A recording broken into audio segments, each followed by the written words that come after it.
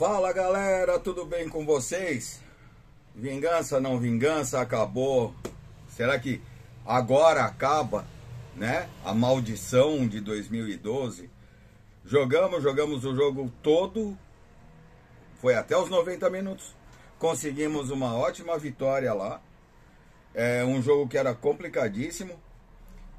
Muito foi dito sobre esse jogo, que ia ser, ia acontecer, e aparentemente não houve problema nenhum, nada além do que é normal dentro de campeonatos sul-americanos, mas brigas, confusões, pancadaria dentro de campo, nada disso, foi jogo jogado.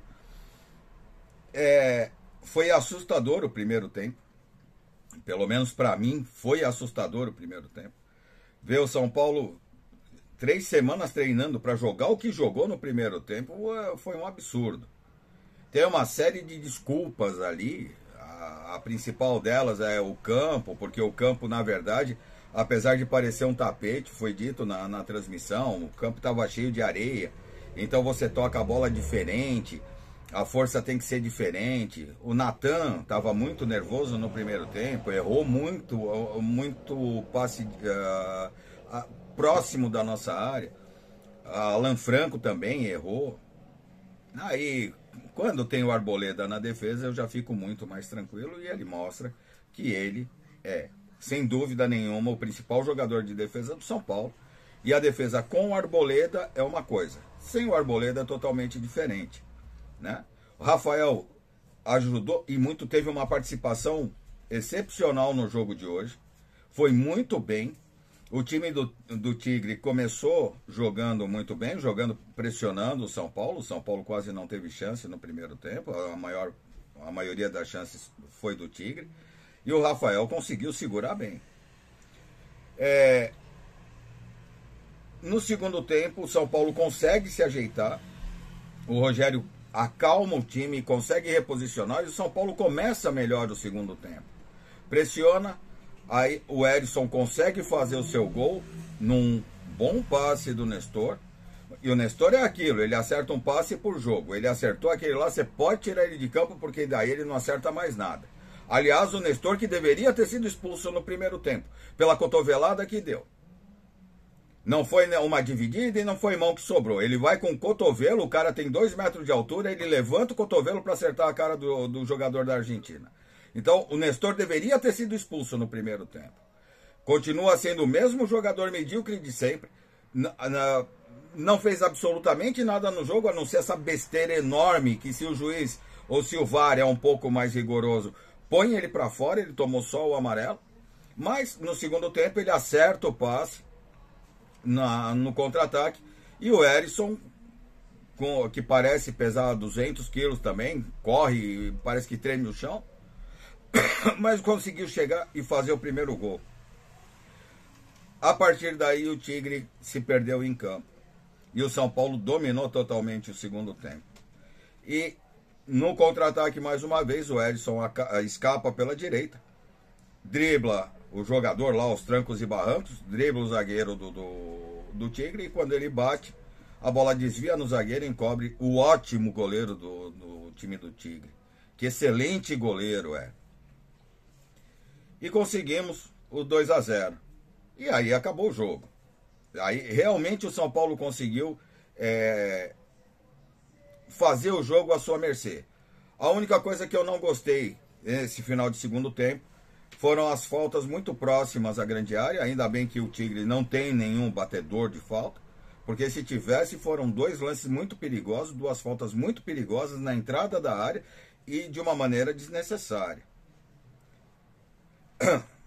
Aí, no geral, o Rafael foi bem demais, para mim um dos melhores em campo. O Natan começou de uma maneira horrível, sentiu muito o jogo, depois foi se soltando. No segundo tempo passou a jogar muito bem.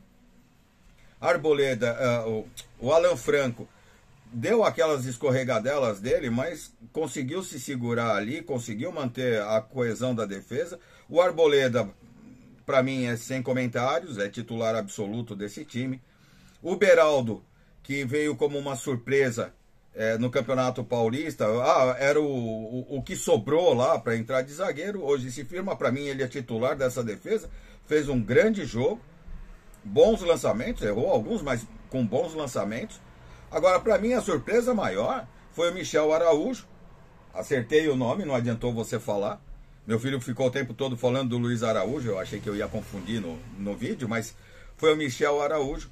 Uma grata surpresa, um cara que estava encostado lá no Fluminense, reserva de reserva no Fluminense, chegou jogando pela lateral esquerda ali, foi muito bem defensivamente, soube armar o jogo pela esquerda e ainda chegou ao fundo, fazendo um bom cruzamento, principalmente no primeiro tempo. Ele dá a bola na medida acho que foi o David, que chutou e a bola desviou no zagueiro. Muito bom jogador, nesse primeiro jogo pelo menos, foi muito bem na partida. O Mendes acerta uma bola na trave no segundo tempo, mas para mim o Mendes é o mesmo problema que São Paulo sempre teve. Ele é lento na saída de jogo, é muito toque de lado. São Paulo perdeu algumas chances de contra-ataque, porque quando ele recebeu a bola, ele parava a jogada ao invés de dar continuidade. Coisa que o Gabriel Neves não faz. Gabriel Neves não foi para lá, porque está machucado. Coisa que o Luan não faz.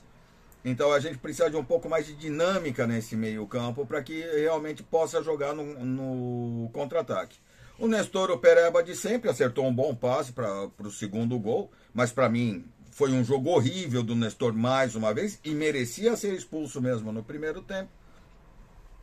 Aí o Wellington Rato, foi um jogo ok dele, não foi nada brilhante, mas um jogo ok.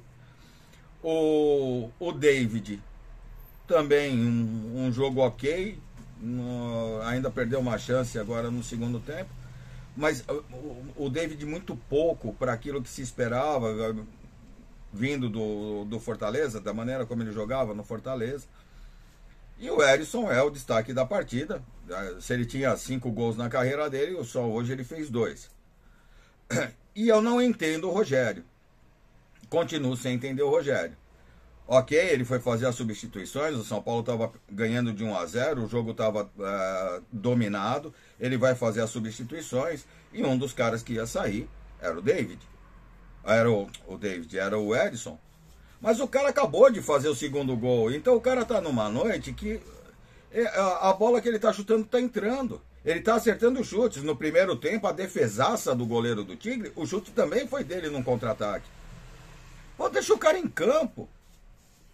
O cara tá com a moral lá em cima. Se ele tá jogando no Morumbi, ok, faz 2-0, sai aclamado pela torcida, mas lá...